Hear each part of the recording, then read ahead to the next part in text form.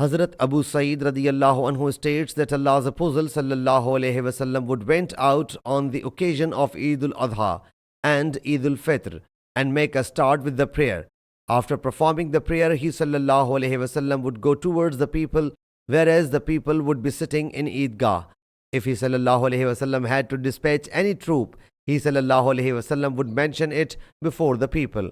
Or if he sallallahu alayhi wasallam had any other issue, he sallallahu alayhi wasallam would pass orders in that connection.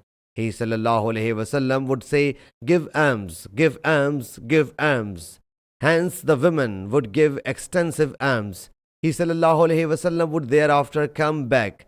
It remained the constant practice on Eid day until Marwan bin Hakam times.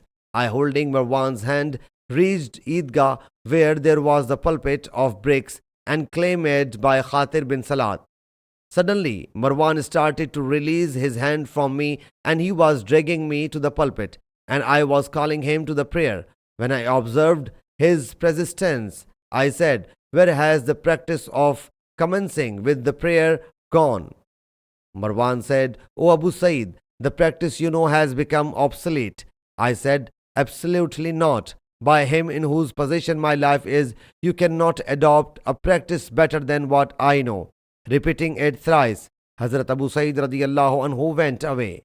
Sahih Muslim Hadees number 2050.